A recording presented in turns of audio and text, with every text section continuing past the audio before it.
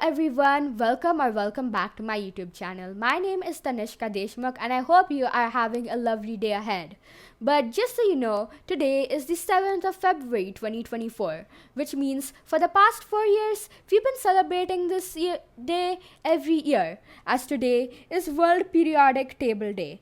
And today, we are going to be covering the topic of periodic trends. But you might be wondering, what are these periodic trends? Well, that is one of the main lesson objectives of today.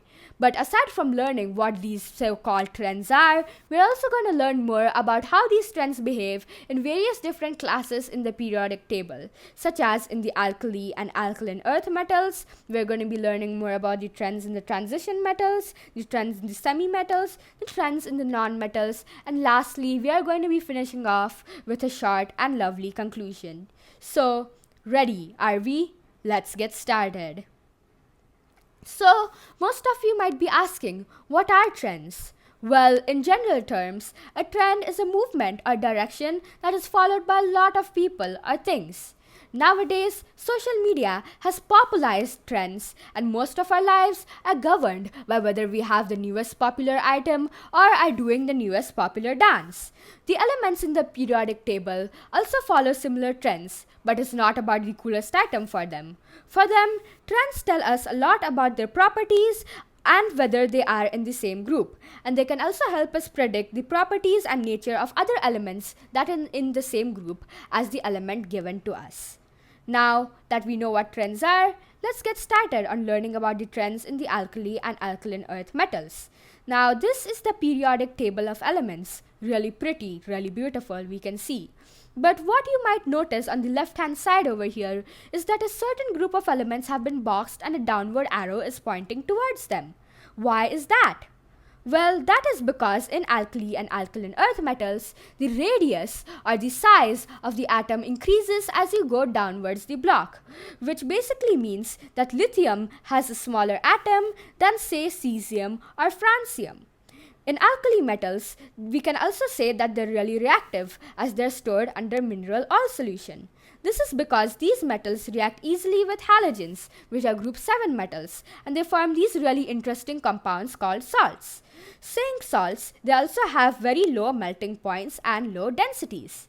Now that we have learned about alkali metals, let's move on to alkaline earths, which are group 2 elements that are situated right beside alkali metals. Alkaline earth metals have 2 valence electrons, which means that they have 2 electrons in the outermost shell. They have low ionization energy, low electron affinity, and low electronegativity, which are just really fancy ways of saying that they do not attract electrons very easily. They're also very reactive, but not as reactive as alkali metals, though they're still stored under mineral oil solutions. One more really fascinating thing about alkaline earths is that they are really good conductors of electricity, similar to the elements in our next block, which are the transition metals. The transition metals are this big group of elements that are right in the middle of the periodic table.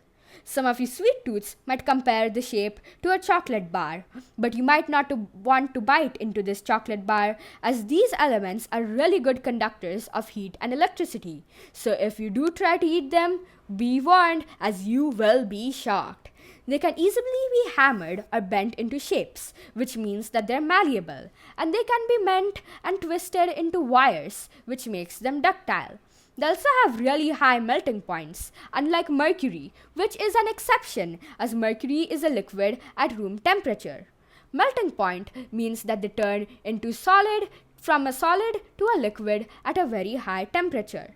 These metals are usually hard and tough, so you wouldn't want to be in a fight with them. And lastly, they have high densities, so be warned, they are dangerous. Next, let's talk about their slightly friendly counterparts, the semi-metals. The semi-metals, as you can see on the periodic table at the bottom right of the screen, are the small block of white elements presented.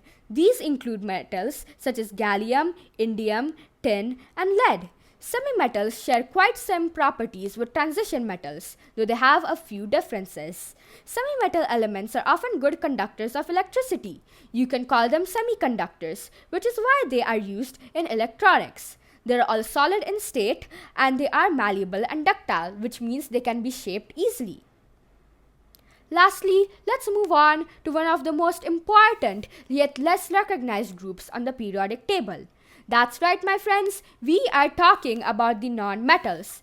If you look everywhere around you, you are always surrounded by non-metal elements. So let's take the periodic table. We are always surrounded by forms of carbon, nitrogen, and oxygen, for they are in the air we breathe and even the microphone I am speaking in.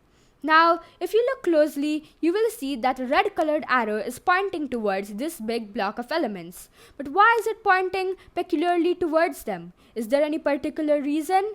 Well, my friends, that is because the non-metallic tendency of elements in the periodic table increases from left to right. This means that metals and elements on the left-hand side of the periodic table, such as sodium, magnesium, and nickel, are more metallic in nature than elements on the right-hand side of the periodic table, such as helium, fluorine, neon, and argon. These materials are also gaseous in nature and tend to gain electrons easily. They are poor conductors of heat and electricity and are not malleable and ductile. Quite interesting, right? Well, if you did find this interesting, I hope you have a wonderful periodic table day ahead. And remember, this information will help you in chemistry class or whether you want to impress someone with your knowledge. So, what did you think? I hope you really enjoyed today's video and please like and subscribe for more videos like this in the future. I promise I will post more and I hope you all will learn something more. That being said, bye bye and see you next time. Hope you have a great day.